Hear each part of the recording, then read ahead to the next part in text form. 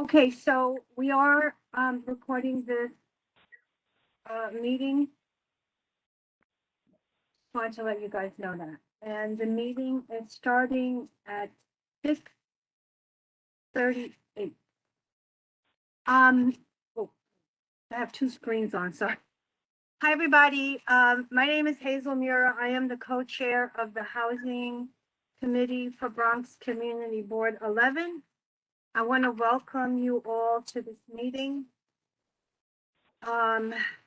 Anytime that we talk about group homes or shelters or anything like that, the meetings sometimes can get a little heated. I just want to say that I do not allow that. Everybody has a right to their opinion and everybody has a right to be heard. I really want to have a good meeting, a good informational meeting. So if I think you're getting a little flustered, I'm going to turn off your mic just to let you cool down a bit. Because like I said, these meetings do get a little heated. And I just want everybody to have respect and have a good meeting. So I just have to get a couple of things out of the way.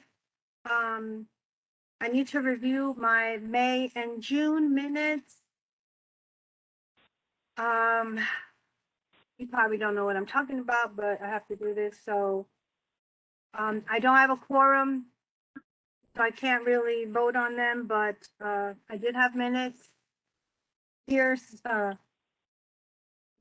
are May, this is June. In June, we were fortunate enough to have someone from the Department for the Aging, Michael Sharp, and we co-hosted that meeting with Community Board 12. And Mr. Sharp gave a presentation of homeowner benefits, and it was very, very informational. And we do have it on YouTube somewhere. And if you guys want the address, you can email the board and we'll try and get that to you as quickly as possible. And that's about it for that. So without further ado, I'm going to turn it over right now to Miss Erin Drinkwater, and she's Deputy Commissioner. She can tell you of what, because I forgot to write it down. And she's going to be talking to us about the homeless shelter that's proposed. Erin? Thank you, Chair. Good evening, everyone. My name is Erin Drinkwater. I'm the Deputy Commissioner for the Department of the Deputy Commissioner for Intergovernmental and Legislative Affairs for the Department of Social Services. I'm joined this evening by my colleague Sonia Russell from Department of Homeless Services and Eric Paulino, also from Department of Social Services.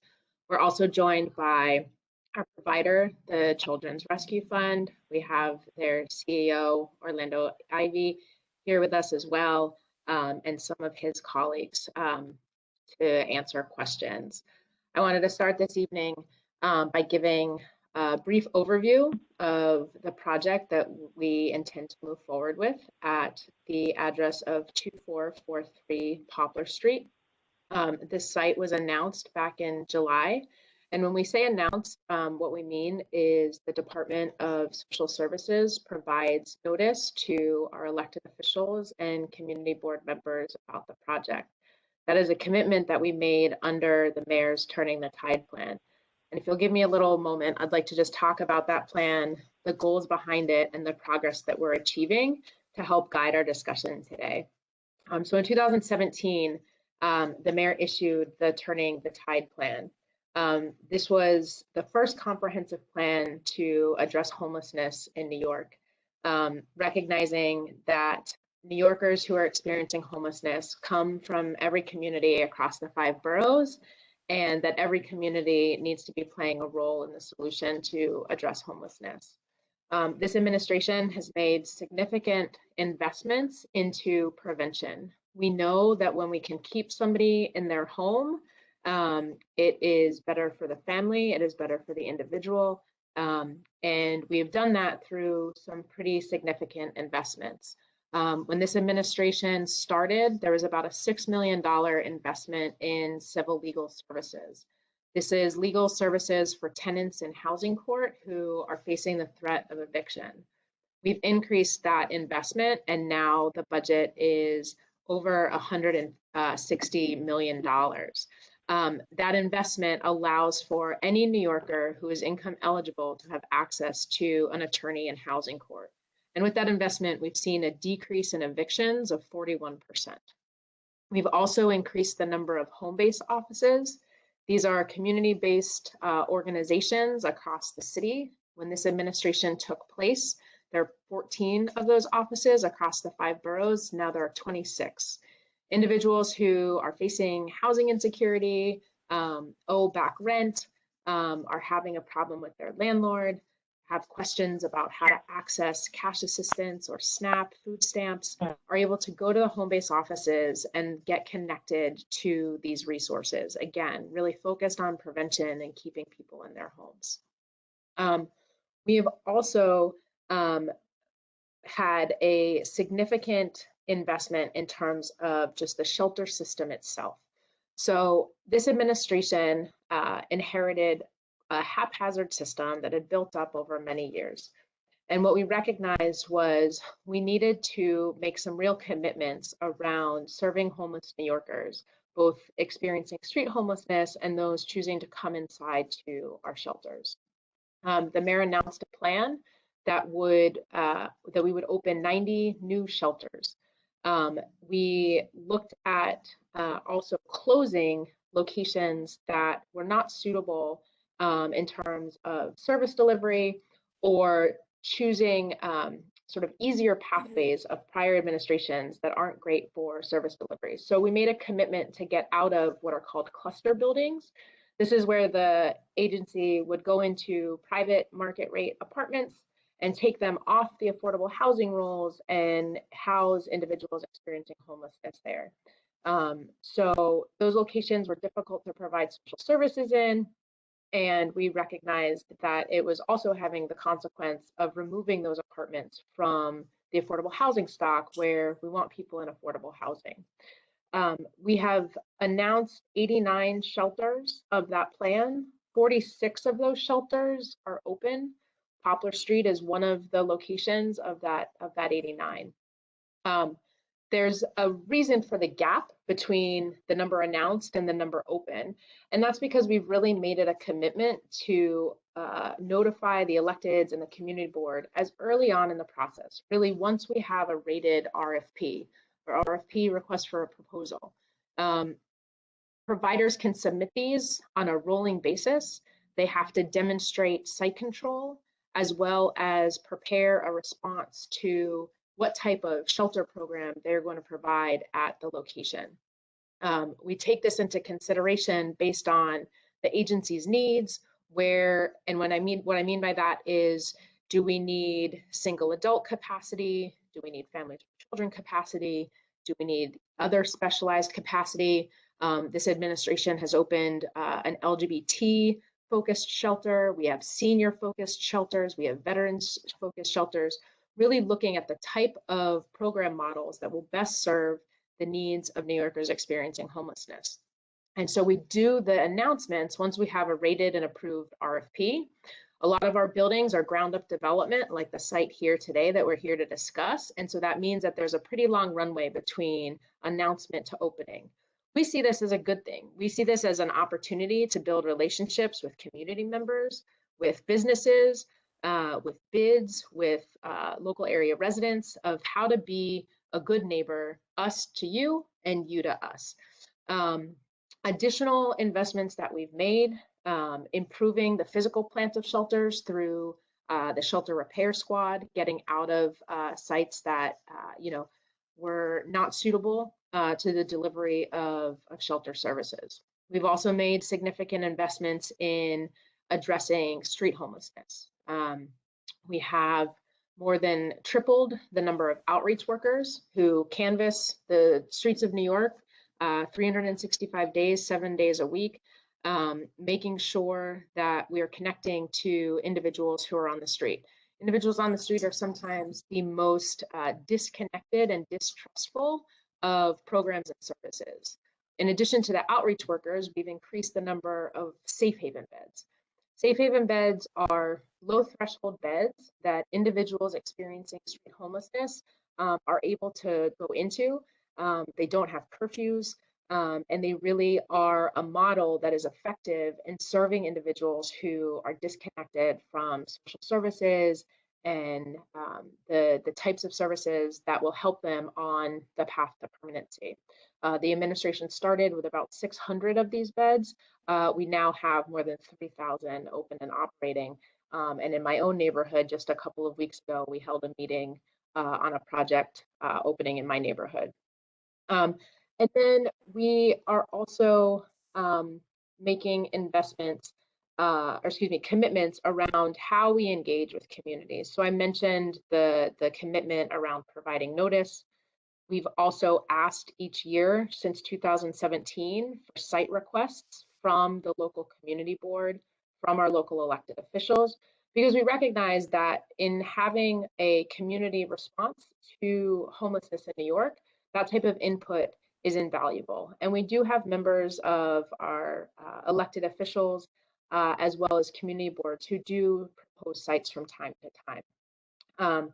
This site, as you know, was offered by the community board as an alternative to a previously announced location and had the support of Councilmember Jonai as well.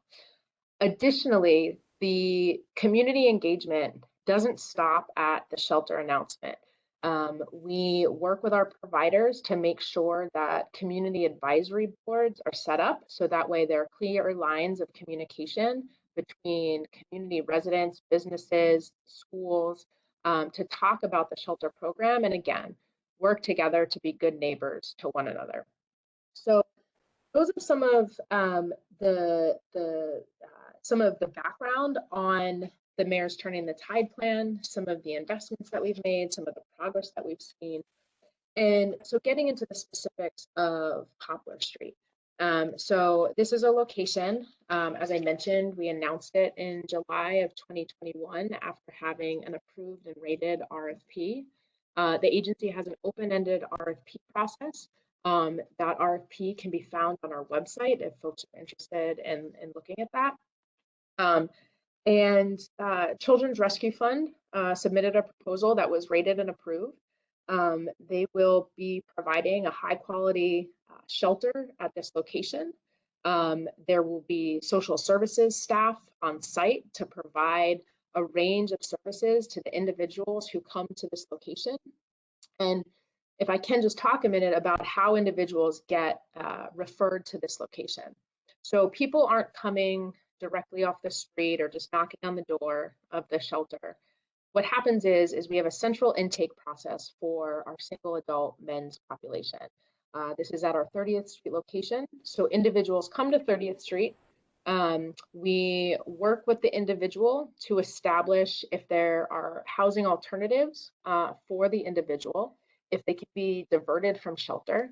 They might have rent arrears that they, are overwhelmed by and don't think that they can pay and don't know where they can get a resource. We can connect that individual to those resources through our office, the Human Resources Administration.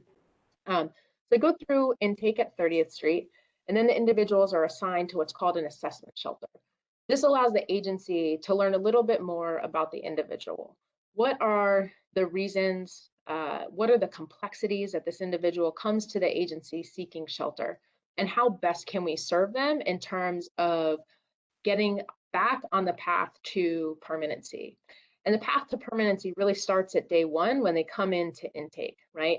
So figuring out what type of program shelter is going to best suit that person's needs to make sure that they get the service delivery that's going to help them get back to the connection of permanent housing. This is a program shelter. So from assessment, a client then is assigned to a program shelter where then they work in a more long-term way. Average length of stay is about a year. They work with our social services provider on case management, might be financial planning, getting connected to mental health services, to health services, and really working on an independent living plan at the program shelter.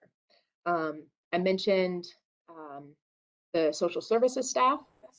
Children's Rescue Fund will also have 24-hour, 7-day-a-week security. Part of the security operation is really about working to be, with the clients in the internal location of the building, but also recognizing that external patrols are very helpful in terms of redirecting clients who, might be exhibiting behaviors that might be, problematic in the neighborhood. Again, we want to be good neighbors. We work with our providers to make sure that security has an internal and an external component. The primary focus, of course, being the internal component. I'm going to pause there. Oh, actually, let me say two more things. The shelter does have a curfew. Clients must be back at the shelter by 10 p.m. And if clients aren't back at 10, we don't not allow them to come in, but there is an incentive for clients to abide by the curfew because we have a system that has a lot of fluctuation within it. And if clients do miss curfew, they might have to be transferred to another location. And so there's a built-in incentive for them to meet curfew. But we do work with any client if they come in past curfew. Some have employment that requires them to be off-site and not able to make curfew. We work with the client in those circumstances. But there is a curfew. There's a good neighbor policy that clients are required to follow. And then, under state regulation, engagement around their independent living plan and so on. So I'm going to pause there now, turn it back over to the chair. I don't know, now might be a good time for Children's Rescue Fund to just introduce themselves and talk a little bit about their work and their experience, and then Chair will leave it to you for next steps. Thank you, Erin. Yeah, let's hear from them. And who is it that's here from that agency? Hi, this is Orlando Ivy, President and CEO of the Children's Rescue Fund. I'm joined this evening by Angela Gonzalez, our Senior Vice President for Programs, and Ms. Tahisha Lu Hing, our Vice President for Operations. The name may be new to some people on the call. Just a little bit about our history. Our foundation was founded in the Bronx. 1992 is when we started providing transitional housing to the New York community for New York's most needy. So we have been partners in the Bronx for quite some time. We started providing services in CB3 and have been great partners with the community there. As we've expanded the services that we provide in the city, we certainly look to be great partners wherever we go. We currently employ approximately 175 people who we look to hire in the community that we do have shelters in. And at this point, we're serving over 850 clients. So we're pretty good at what we do. And we really look forward to working with the people in the community to help New York's most needy.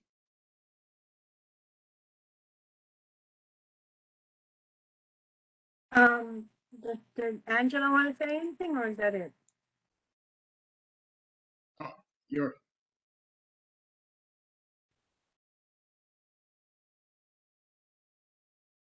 unmute. All right, how about now? much better. Good evening. Yeah, thank you. I'm Angela Gonzalez, and I'm the Senior Vice President of Programs. I am a social worker, a licensed social worker, and my history and background is in primarily in the shelter experience, in the shelter world for both families and children. I have been in this field for over 15 years and have a wealth of experience in supervising programs with diverse populations. We really hope to provide an array of services to the men that we will serve, and hope that we can partner early on with the community in ensuring that we respond to both your needs and the needs of our clients. So I look forward to working with you and in establishing this program and moving forward. Okay, thank you so much, Mhm. Angela and Orlando. I've never really heard of your agency, so I'm gonna be looking you guys up to make sure. Right now, I guess I'll open it up to questions. And Nilsa, you did you have your hands up or you took your hand down?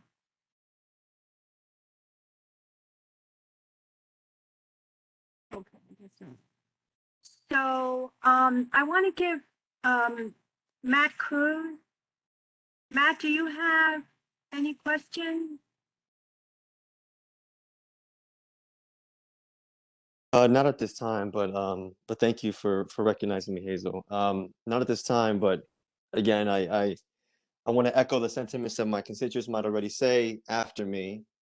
This particular site is much too close to Blondell Avenue. I'm unsure how CB11 was able to secure this site when Stillwell Avenue may have been the more appropriate site. I'm not sure how Poplar Street came about.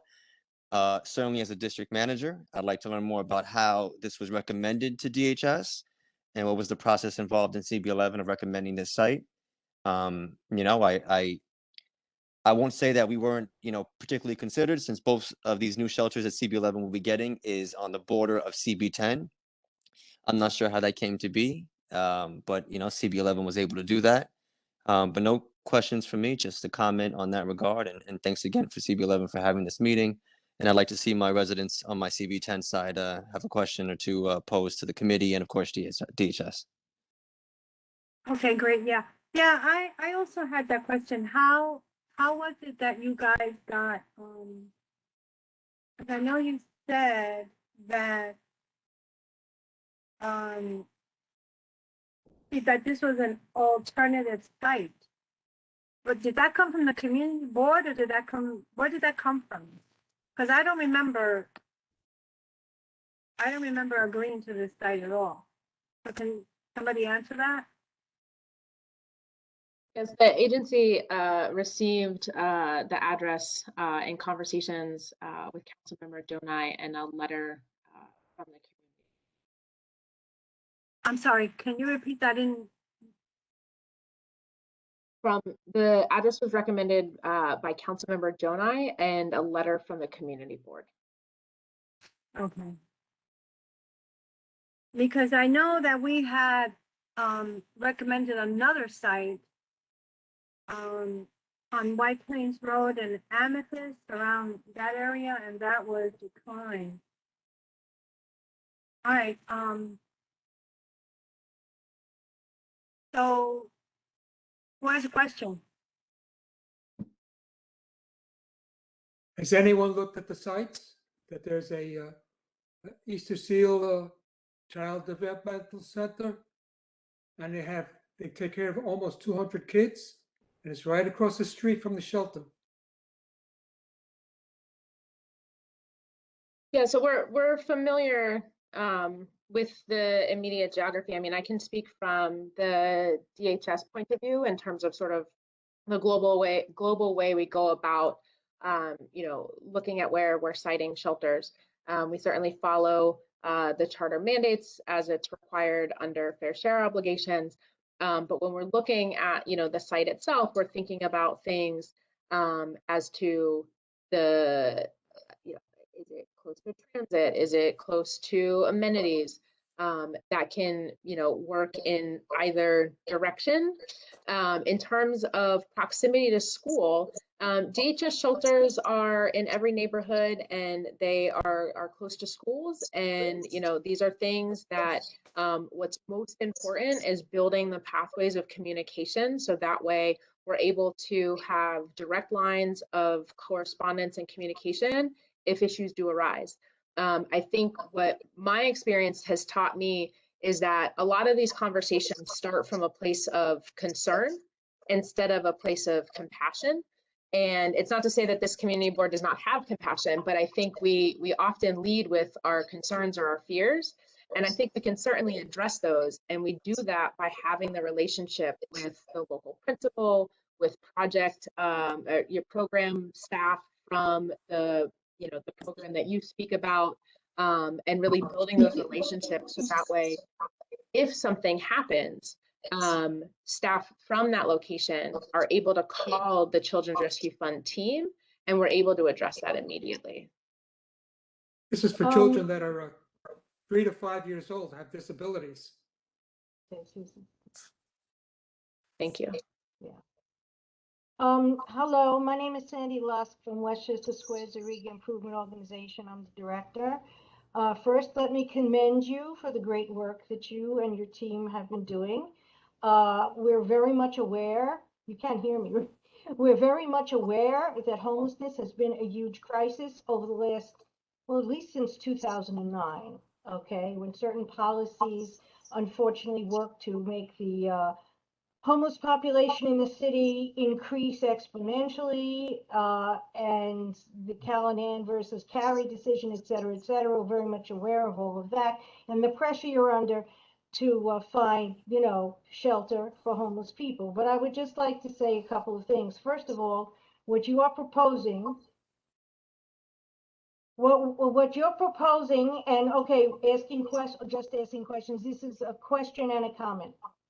Are you aware that you're proposing to have 400 beds for single homeless men in one community, only a few blocks from each other?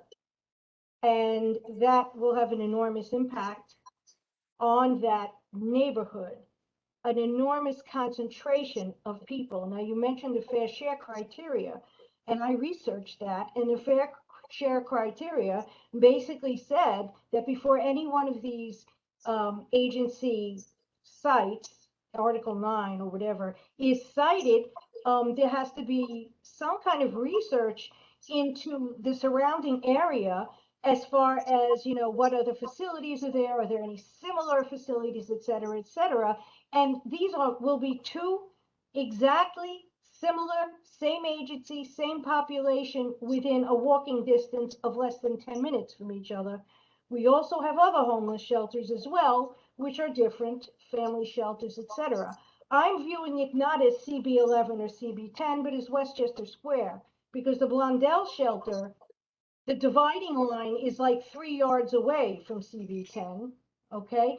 And as far as the Poplar, it's maybe 1 block from CB10. So looking at it as communities and not necessarily, you know, not necessarily as numbers drawn on a community board map. And one other question to you.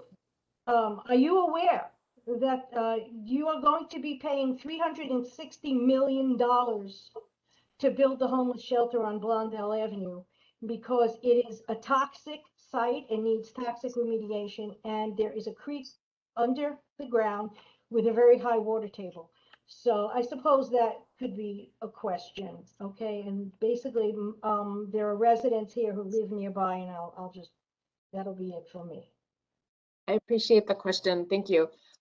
So in regards to the fair share, those documents will be sent to the community board when they're finalized. We look at sites, similar facilities. So those materials will be sent to the community board. In regards to the concern around the remediation at the Blondell Avenue location, while this isn't a meeting on that topic, I certainly want to be responsive to your question. You know, the landlord is responsible to ensure that all obligations in regard to remediation and so forth are addressed. And prior to opening any shelter in the city, we go through a battery of approvals from our oversight agencies. So from state OTDA, the Office of Temporary Assistance, Disability Assistance, as well as FDNY, DOB, and in addition to the fair share, an environmental assessment study is also done prior to opening.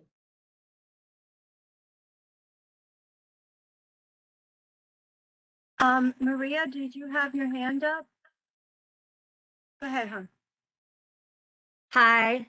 I wanted good to evening. thank everybody for our meeting tonight. I want to thank the departments of the social services. The homeless situation is, like Sandy said, a serious matter that everybody here is concerned about. I just wanted to say I live very close to the site. I have a family here, I have a house here. The street itself, that's always been an empty lot, and there are numerous private homes on that block. This will be literally placed right in between them, and it's a very unique situation to actually have a homeless shelter in your backyard. I'm just wondering, is there an example?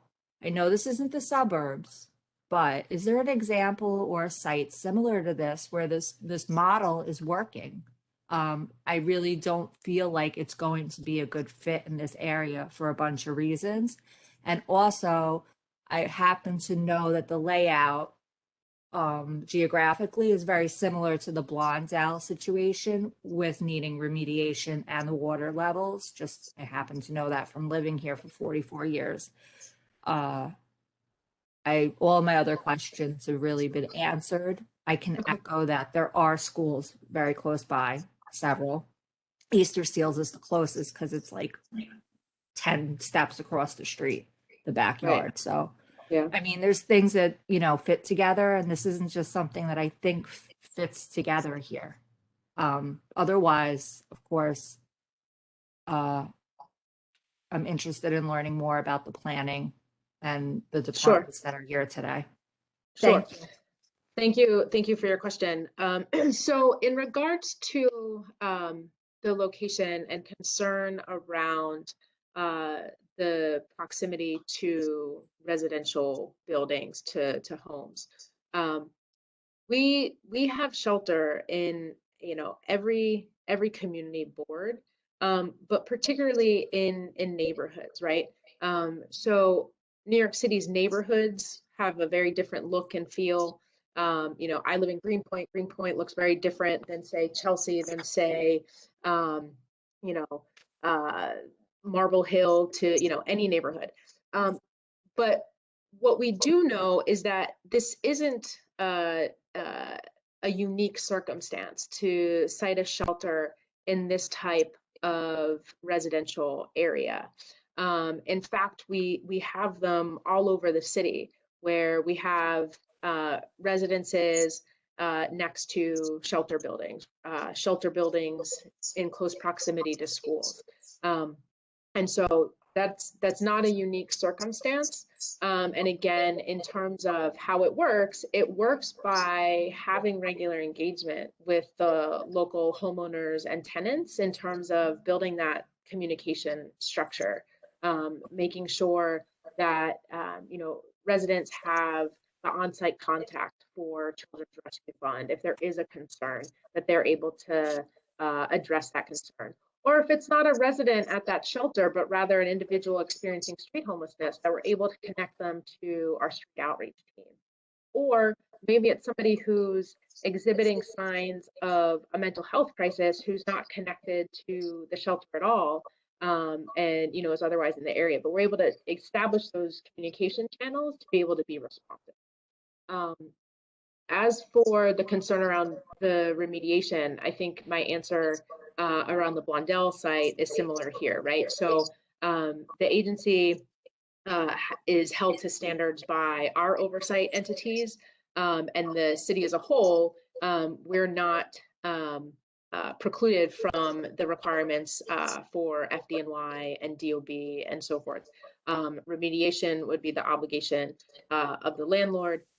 The concern around the water table, those items would be addressed in the environmental assessment study.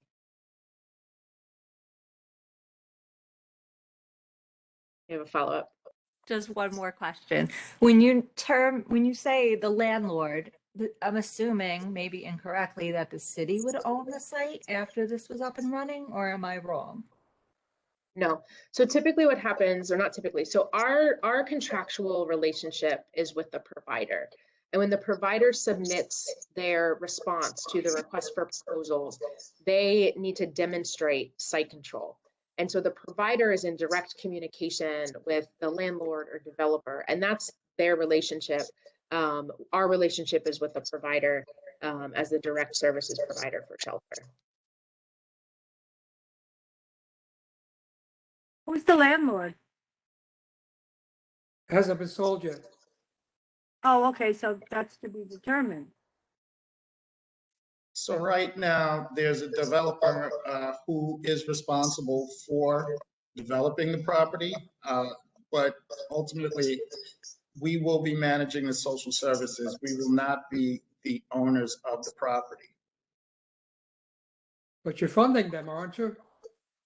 So Yes, as part of the contract, that's right. Sorry, Orlando. As part of the contract, there's a rent obligation that's included in the contract. Well, I saw on Blondell, the city helped acquire the lot and the funding with Citibank for the mortgage. As saw I on the said, I mean, deed, part of doesn't belong to New York City. I saw on the deed. no, that's correct. The city does not own the site. But they The help city fund it. pays rent. Yes, that's correct. But they acquired the land also. The city acquired the land. Land use acquisition, Department of Land Use Acquisition, or some sub agency. Okay, I would be happy to get back to you on that particular question. I don't have all of my notes in regards to the Blondell Avenue site here with me tonight. But perhaps Hazel, if you want to follow up with Eric, who I know has been coordinating the meeting, we could certainly follow up on that question offline. Okay. I want to ask about screening. How intense do you guys do the screening? Sure. So when we work to assign a program shelter, it's after the clients goes through intake and assessment, and it's during assessment, typically around 21 days, that we're able to learn more about the client and the complexity of needs that they might have and benefit from a particular type of placement. We have a legal and moral obligation to provide shelter to everyone, irrespective of their background. But placements are made based on what type of program model is going to best suit that individual's needs. If the individual has a severe mental health diagnosis, they're likely going to be best served by one of our shelters that is laid out and staffed to serve individuals with severe mental health diagnoses. This is not this type of shelter. This is a general population shelter where we work with clients of a variety of experiences and backgrounds. We follow all laws as it pertains to the placement of clients, and what I mean by that, we often get questions about sex offenders in shelter. Let me just address that head on. We follow the law in regards to the placement of sex offenders. Because of the proximity of this location to school, no SARA restricted sex offenders who have residency restrictions would be permitted to be placed at this location because of the proximity to schools. The state's sexual offender registry laws require that convicted sex offenders register their addresses. They can be registered as a level 1, 2, or 3. And some of those levels also come with what's called a residency restriction, which prohibits that individual from residing within 1,000 feet of a school. so we follow the law in regard to placement, and we we place clients based on the type of program that they'll best be served by. If it is determined that a shelter placement is not meeting the needs of that client, or there are problems in the community that are not able to be resolved through, contact with their case manager, we do transfer clients to make sure that they're placed in a shelter, again, best suited to meet their needs. Okay, thank you for that. Carl, did you have a question? Yes, I do. I'm Carl Anderson. I'm a physician, and I live on Wandell Avenue. So, and I'm kind of familiar with both of these sites.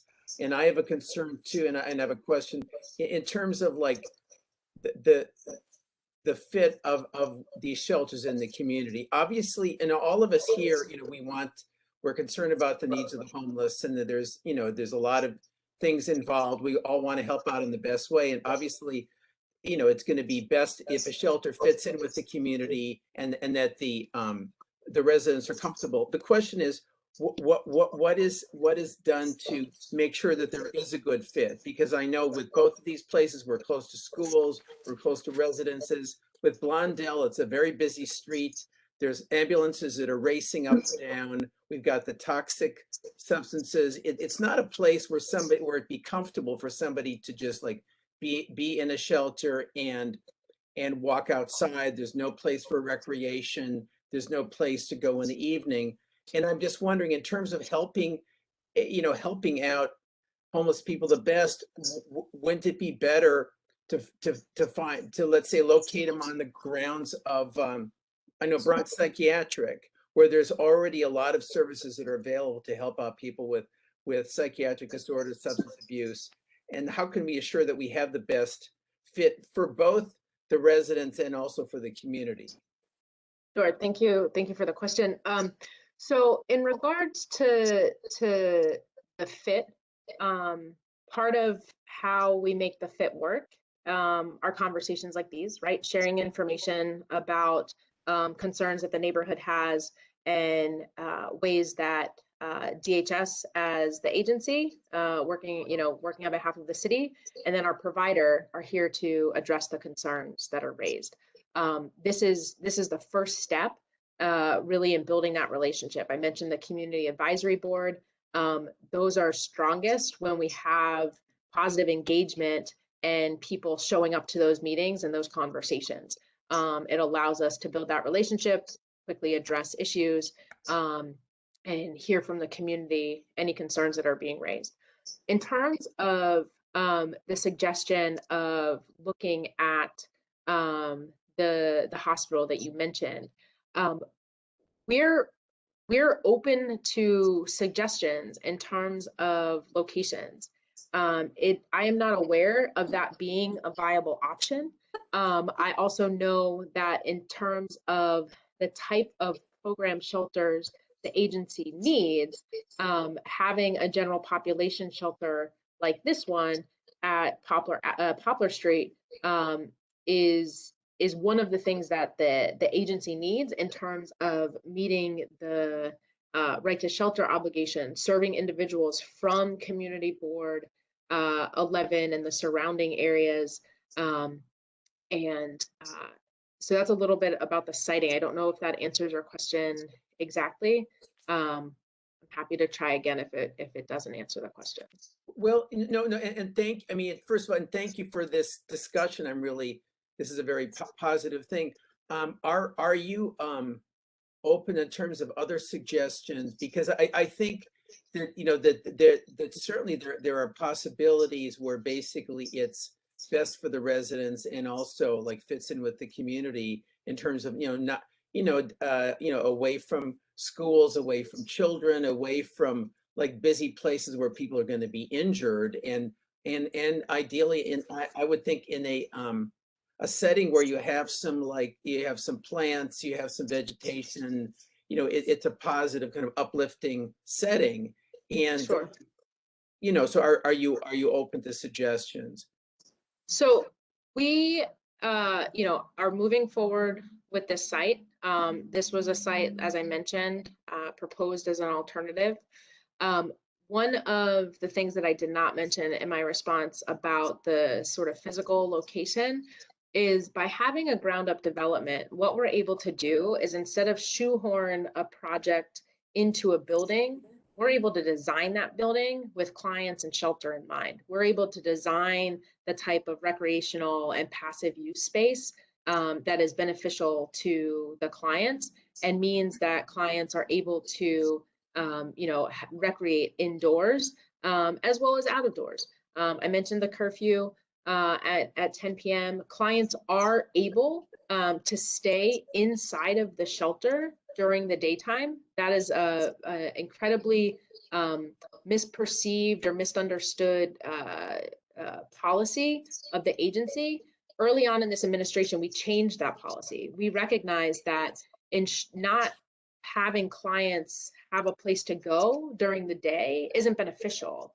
Allowing them to stay inside and have opportunities to connect with staff on site, to connect with other residents, to be in recreational spaces, group therapy sessions, those types of things are very important, as opposed to what was the policy under the previous administration, which was when the sun came up, you got out of the shelter, and when the sun went back down, you were able to come back in.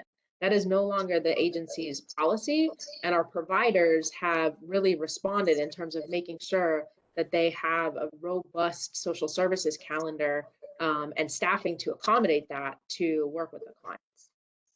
Okay, maybe, no, and thank you. And just maybe just one other follow-up. I mean, I guess certainly the screening process, is very important. I mean, it's good to hear about in terms of the details about that. That for example, if there were like families with women and children where that something like that would fit in better, in more of a residential area. I mean, it makes a big difference, obviously, who the people are, and basically, obviously we want to provide the needs that people have. So Yeah. I think that's a really big thing in terms of the screening, and I think how you can screen for people who actually where it will fit and where actually they will be able to could be part of the community. And I'm concerned, like for example, like with the homeless men's shelter, I think that really doesn't lend itself easily to integrating into the community. Yeah, and I mean, what I would say to that is this. So when this administration took office, we were seeing a pretty unrestrained growth in the census of our homeless population across New York City. And with the investments that I made in terms of the prevention, the rental assistance, I mean, we rebuilt rental assistance from scratch. From the time in which 2011, when the city and state abruptly ended the Advantage program.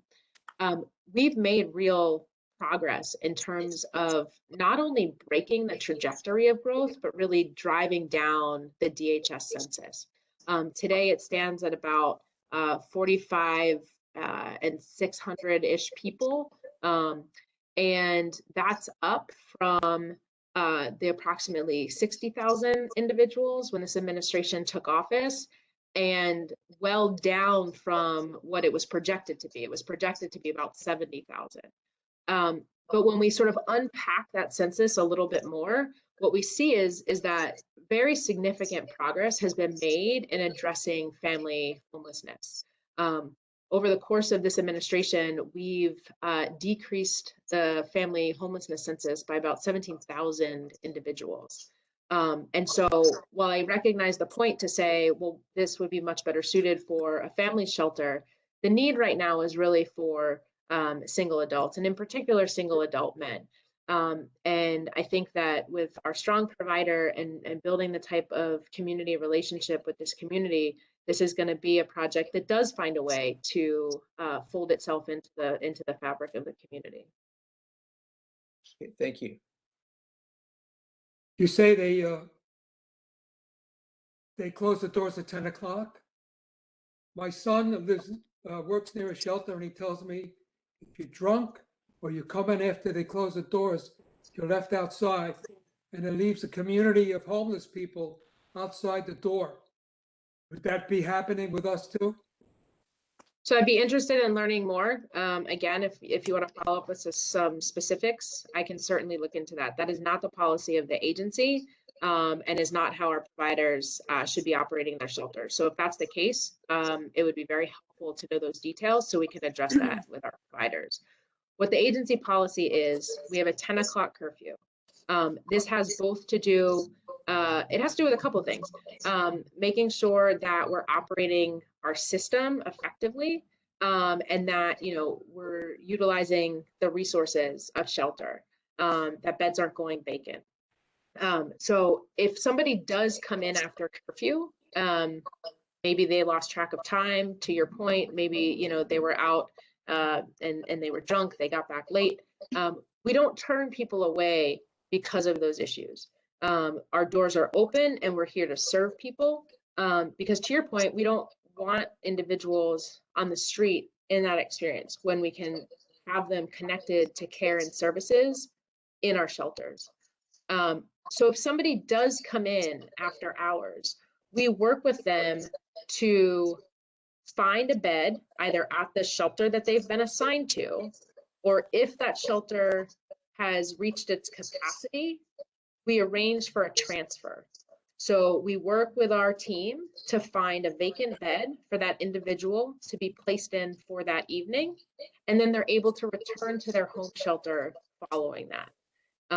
So again, I don't know who was speaking, but if you can share the details with the chair, I'd like to look into the matter that you raised. May I? I've had my hand raised. Hazel. Yeah, Dorothy, go ahead, hon. I was gonna call on you next. Okay, first of all, I'm a lifelong resident of Community Board 10, which is where Westchester Square Zariga is. I'm also a graduate of St. Raymond's Elementary School. And this shelter, I have a feeling you haven't walked the streets. I have to be blunt. Once upon a time, I worked for the City Commission on Human Rights, and I knew the neighborhoods that we worked in. I don't think you've really walked the walk. As Maria said, Easter Seals is 10 feet from the shelter. They have a sign on their next to their playground. No, please don't smoke 20 feet close to it. And these gentlemen, as you said, can go out during the day. So you've got that school. That's right. 90 seconds away is my parish, St. Raymond's, and it's an education park. You've got 2 high schools, you've got an elementary school, 90-second walk. I was there at dismissal one day, watching all the kids waiting for the bus. You got problems already. And then you have the public school up on not Blundell, but oh, come on guys, St. Raymond's, and then Bronxdale. You've got a brand new large elementary public school. Mm-hmm. We know in the neighborhood. First of all, are you aware of Revere Street? It's not DHS, but it is the state, and there are hundreds of former psychiatric patients living 2 blocks away from your 200 person shelter. Are you aware that you have a shelter on St. Peter's Avenue in Board 10, but just blocks away from this shelter, that are for mothers and children? Are you aware that Covenant House, which I love, is also on the same block on St. Peter's Avenue? Are you aware of all the homeless we've already accepted? Are you aware that Fordham's Law School has pointedly said that the city picks on politically inactive areas that don't have the resources to hire lawyers or protest? So, sorry, you may think we're a little backward Bronx community, but you know, we didn't ask for this shelter.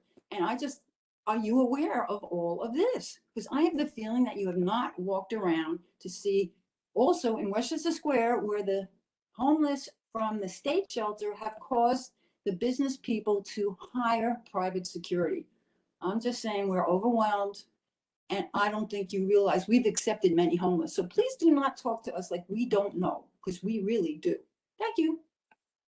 Thank you for your comments. No, I've not walked this particular area. I have walked many of the locations that our shelters are located in.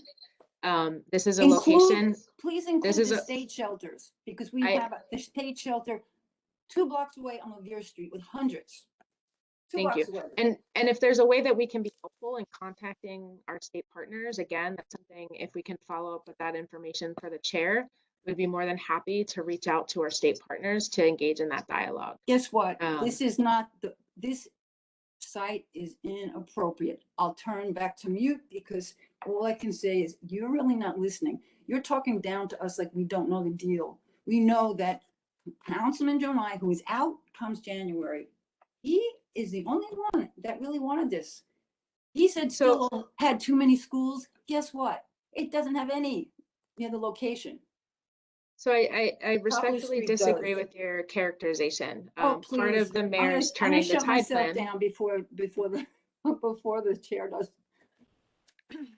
Part of the mayor's turning the tide plan is recognizing that every community does have an obligation to play in terms of the solution of homelessness. I mentioned the fact that we've announced on 89 shelters. We have been successful in citing shelters in every community board. So the accusation that the city is, citing shelters where there are, politically inactive members is just not the case. As I mentioned, this was a site provided to us not only by. Fordham Law School. We'll get to the document. Okay. Fordham Law School did a study on location of these shelters. We'll get to the document because I'm not And- just saying it. I understand that. I would be happy after this meeting. I don't think we shared it in the preliminary meeting materials that we sent to the board. We do have a document that maps out all of the DHS shelters by community board. And I think that would be something that the folks on this Zoom would perhaps find interesting in terms of what the footprint looks like citywide. Why don't they put everything on? No. Hello? Is there anybody else? Yes, hi. I don't know if you, can you hear me? Yes. Yes, hi. Hi, this is Dr. Marianne Lacrosse. I'm a lifelong resident on Blondell Avenue, and I'm also a doctor in pediatrics that I work with children for over 35 years.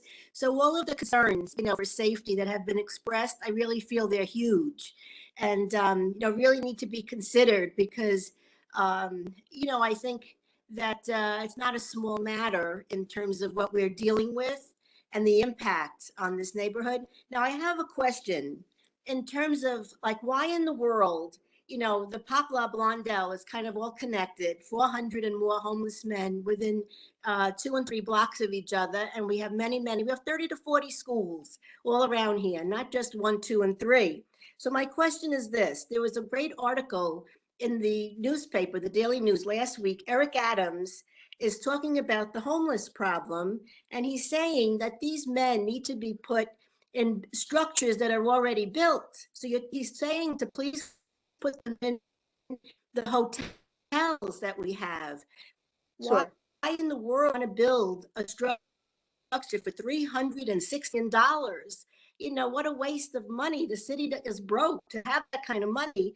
So why not use structures that are already built and available? It just would make more sense for everybody when it comes down to dollars and cents. Yeah, thank you for the question. So part of the mayor's turning the tide plan, I think I mentioned it, is just the obligation of every community to really play a role in addressing the solution of homelessness. In regards to Borough President Adams' proposal around converting hotels to supportive housing, I'd just like to make mention of the fact that under this administration, we made the single largest commitment to supportive housing. We made a commitment of creating 15,000 units over 15 years. This is in addition to the already existing agreements between New York City and New York State, the New York 1, 2, and 3 agreement. after the mayor made his announcement back in 2015 for what we refer to as the NYC 1515, the governor did make an announcement for the Empire State Supportive Housing Program to have the state contribute additional supportive housing units. What we always say, at least what I always say about supportive housing, is that the single biggest problem with supportive housing is there's just not enough of it. But that doesn't address the problem that we have, that on any given night, we have individuals who are experiencing homelessness coming to our intake and requiring shelter. We have a legal mandate under the right to shelter law to provide shelter on demand for eligible New Yorkers. And we do that every day of the year.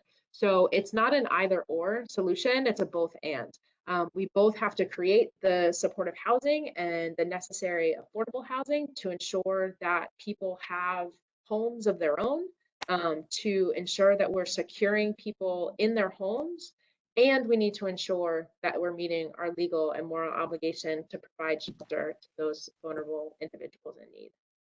If you're assuring housing, how do you know you're not getting homeless people from Westchester, Union City, New Jersey, other counties of the state? Is there any way to check if the people are actual New York City residents? Yeah, so we do have information. The majority of individuals who are utilizing the New York City shelter system are from the city. And those who might have an immediate address from someplace else typically have ties to the city. They might have left New York and come back, but they have connections to New York City and have been residents of the city. Have you actually visited the site on Poplar and Blondell? Has anybody physically? I was honest. I was honest, and I said that Erin, I have not. This site is opening at the end of next year. It was something that, you know, like I said, I've visited many of the sites that we have shelter on, that we've made proposals about. This one I have not gotten to yet. I would be more than happy to set up time with folks to do that. No, And I think that would be great. We would be happy, more than Yes. happy to take you on a tour of the two sites, which are 10 minutes away from each other. That is a great idea, because the whole idea of fair share is not only to see what resources are there for the homeless, but also to see the concentration Understood. of the number of homeless people in from a particular agency of a particular group, you know, in an area, and you are again proposing 400 beds within like a 10-minute walk of each other, and down the block from a family shelter on St. Peter's Avenue, and 2 blocks away from Covenant House, which I am aware is not a city shelter. But I think probably the most overarching message I can impart to you is that it is just, they are too close and it's too high a concentration in one single community. Okay, so that's it. Thank you. Question. Hi, this is, I'll jump in here. Hi. Can I say This something? is Hello? Sergio. Can you hear me? Hello? Yes. Okay, my question is, what percentage of these homeless men are actual parents, either non-custodial parent or the custodial parent? And second to that is, how many of these men were formerly head of household prior to becoming homeless? Do you have any statistics on that? So because the shelter hasn't been built, I don't have site-specific data, right? Because there's not individuals who are residing at this location. In regard to our system as a whole, I don't have that data with me tonight. It's something that I would be happy to look into. Individuals who are entering our single adult system are not entering with families, they're entering as adults. We do have male head of household parents in our families with children system. And those fathers and guardians are placed in our Families with Children system. So the distinction is these are single sites, but I'd be happy to look into what data we might have. Sure. Especially, I think non-custodial parents, it would be important to find out. Yeah, and on the non-custodial parent front, just since the topic did come up, the HRA, Human Resource Administration, does very significant work in regards to child support and working to get child support payments from non-custodial parents. It's part of the work that that agency does. So this is the first time this question has been asked of me, I have to be honest. So let me get back to you. Let me talk to our folks. I don't know if Sonia, if you have sort of anything anecdotal that you might want to add. I mean, we do know that our clients are fathers and brothers and parents. They have multiple identities.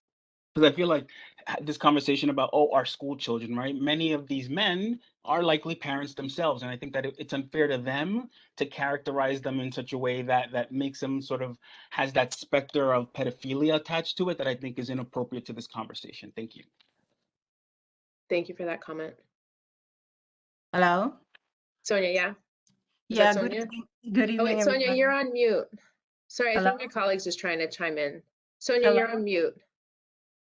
Hi, yeah, I Hi. have a last question and comment. Yeah, before hi. You guys can wrap it up. Yeah, I Okay. have a question. Sorry. Hi, this is Millie Perez. I've been a resident here in Winchester Square for over 20 years. And over the years, this area has been changed.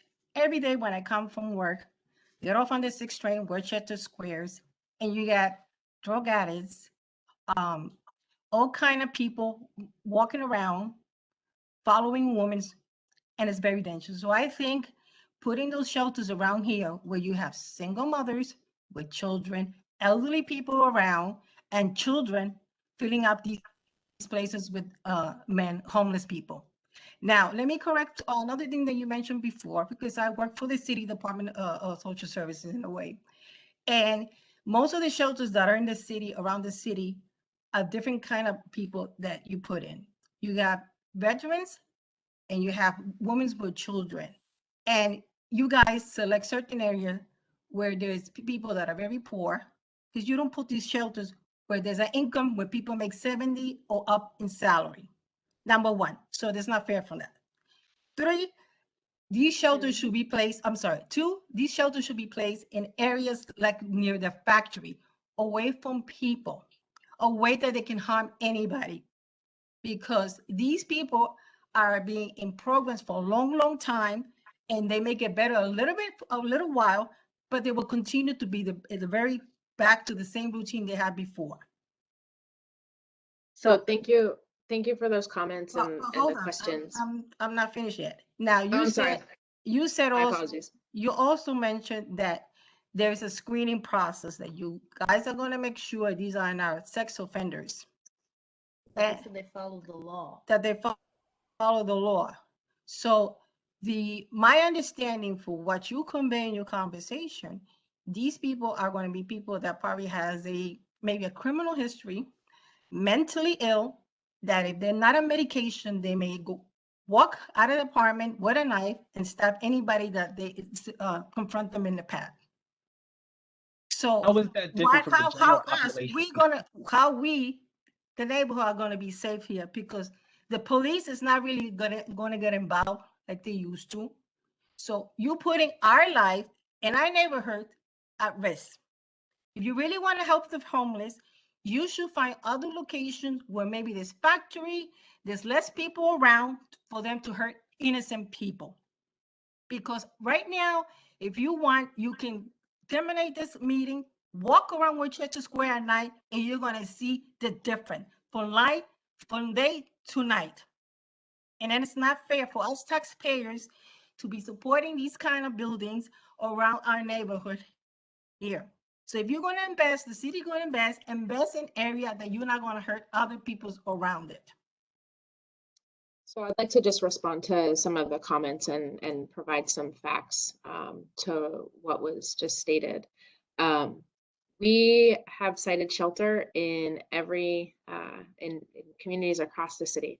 In regards to the sentiment that the city is placing these locations in poor neighborhoods, that might have been true of past administrations. We recently cited a shelter in Soho. I'm pretty sure if we look at the median income of the neighborhood of Soho in Manhattan, you'll recognize that that can't be characterized as a low-income neighborhood. Similarly, we've placed a single adult shelter in Greenwich Village. Similarly, I don't think you can characterize that neighborhood as a low-income neighborhood. So I just want to set the record straight there in terms of where shelters are being cited. Similarly, the idea that we would recommend placing shelters in faraway locations disconnected from the fabric of a neighborhood or connections to care is troubling. We want to fold the experience of connection into the fabric of our shelters, making sure that the individuals who are experiencing homelessness, this is not a permanent identity. People work with us for a little over a year and are reconnected to permanent housing resources and move on with their lives. Having them have the opportunity to be connected to community, to social connections, houses of worship, employment, those are all important factors in ensuring that everyone is safe. And then the point about the sort of, again, like fear-based concerns. The way that we address these concerns, as I mentioned, is really working directly with the provider on concerns that are raised about any individual client. But the fact remains is that when we think or are told about homelessness and the experience of homelessness through the media, it is the stories that you mentioned, the stories of an attack. We don't get the stories of the successes. Under this administration, we have moved out 175,000 individuals from shelter or avoided entry into shelter. Those stories don't get told, in large part because homelessness is a stigmatized identity. I mean, think about the way that some of the conversations are happening tonight. So we don't always see the success stories, but they're there. We know that they're in our numbers. We know that our providers work hard every day to transform people's lives, and that's just what they're going to do here as well. I know a former teacher who was decapitated in one of your homeless shelters in Manhattan. He developed mental issues and he died a most horrible death. So don't tell us that everybody's going to be nice to all of our neighbors. We're not fools. We're from New York. We've seen. You say But the yes. truth. Thank you. That's the truth. Thank you, Millie and Dorothy. I have just another question about security. You said that you're having security 24/7. Is that correct? That's right. And can you just elaborate a little bit on your external security? Because I know you said that's internal. Sure, I'll let Orlando speak to that, or I don't know if Angela is better suited, I don't know. I'll speak to that. So in regards to the facility, we'll have at least 75 cameras on and in and around the property. We're anticipating about 48 guards, with supervisors, with support, and staff will be on site at all times. The aim is really to engage every member, every client, 24 hours a day. So we're not anticipating and Erin spoke earlier about the change in model in terms of not turning out a individual during the day and just kind of leaving them to their own devices. Each individual is engaged at all time in activities. They're either going to be going to work or activities on or off site. So we're not anticipating the individuals walking back and forth aimlessly or loitering, because we know that that's part of the problem, right? And so the aim is really to help connect them or reconnect them back into sustainable, activities that will get them to move on from this current plight that they're involved in. So you know, in terms of other features of the property will have an inner courtyard. You know, they will, you know, have space on the out in the back, you know, to have time to themselves to recreate amongst themselves. So there won't be a need for them to be out in the front because there will be space in the back. You know, Carl, you mentioned you know, like planting, you know, plants, or, you know, just having a space, a recreational space for themselves. There is going to be space for them to, for instance, if they want to smoke, it will be outside, but it will be in the back, and it won't be in the front of the building. So we don't anticipate too many security issues. And once again, you know, CRF, we have been working to build relationships around the communities that we serve. And so if there's ever any concern, you know, the point of contact for the shelter director will be available. We will be making, walking those streets with you to, you know, introduce ourselves to the local businesses. You know, that there's quite a bit of commercial businesses on Poplar Street. And so we'll be, you know, working with them and working with the local community to ensure that we are integrating and a contributing member of that neighborhood. That's an ideal condition. That's not a reality. They're going to bring up public alcohol, drugs, police interventions, property crimes, Well, we personal don't, you know, assaults. let's give them a chance because we don't really know that's what's going to happen. Well, you got to look around You here. know, there have been shelters throughout the city that have functioned pretty well and have gotten along with their neighbors. So, you know, even if we don't have a choice, And where's that Christopher there? if it's gonna happen, it's gonna happen, whether we want it to or not. The city does whatever the city wants. So I think we need to be proactive in trying to make sure that they keep their word, that their residents do have, you know, get along with the neighborhood, do not loiter, and that they just keep their word. We have to really make sure that they do that. That's If actually you are going to come, if you are going to come and do a tour of the neighborhood, please let me know, and I will definitely reach out to the Westchester Square Merchants Association and to any of the other residents of the community, so you can come and meet us. So you can get to know who we are, and we can get to know who you are. Great. Thank you for that. This is Janice Yeah. Hazel. I'm just getting into the meeting. Oh, hi, Janice. Hi. Now you said you were going to have 48 guards. Is this going to be around the clock? Yes. Yes, guards will be around the clock. They'll be at the entrances, they'll be patrolling, they'll be inside. And so that there will be guards 24/7, along with staff, along with security. And, you know, we will be working in concert with the community to ensure that not only the community feels safe, but also the members of the residents are contributing, you know, positively to the community. And will there be job training and all that for them?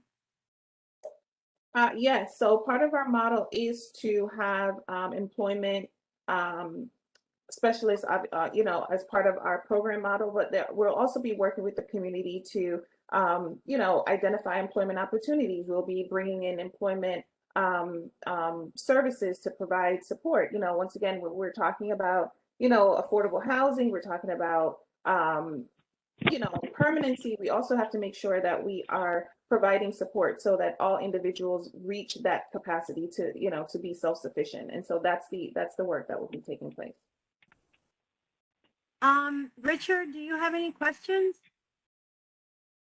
No question. I think, yeah, we, like you said, I think partnership is the key word here. I think over time, we're going to have to develop partnership amongst each other with the program directors so we could build trust. And we agree. Yeah, And Janice, that's part do of you our have any model. questions? No, I'm just getting in, so no. We all feel pressure in this neighborhood to leave. And that's. I'm that's sorry? not- we all feel pressure to leave the neighborhood, to move. And that's not right. They're chasing us out of our homes. Everybody's going to be selling their properties to leave. We the one that provide the taxes here. Without the taxes, none of this could exist, all these programs. And how's the sex for these programs? We have more homeless people. Can I ask a question? Was this approved already? Was there a fault that happened that maybe I'm kind of missed out on? So shelters don't have a vote, like unlike land use actions that the community board votes on or the council votes on. Shelters don't go through that same process. It's an open-ended RFP, and once the RFP is awarded, we move forward with that project. Okay, So- has the agency ever considered other locations that are in that area, like Commerce or Zariga? So those are a little bit further away from the schools, and I think may just ease some tension, some concerns of residents. Yeah, as there's still a mentioned, no, completely understand. I mean, as mentioned, the site was offered as an alternative from Chair D'Angelo and from Councilmember Jonai.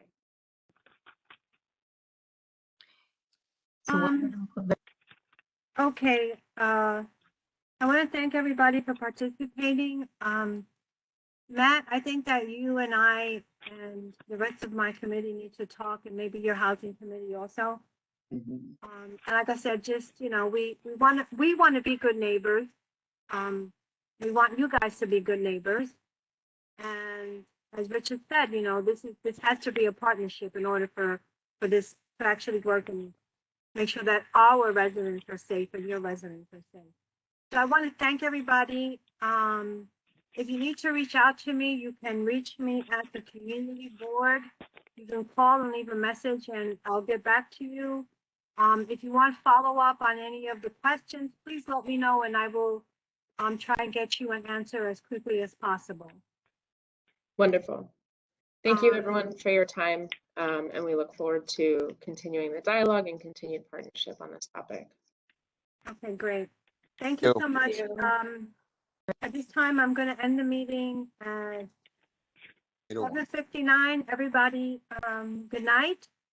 Have a good weekend. Good night, Hazel. You also. And see you next week, next month. Good night, everyone. Good Okay. night. Bye-bye. Take Thank you care. for your Good night, time. Hazel. So Good night, long. sweetheart. All right. Bye-bye. Bye.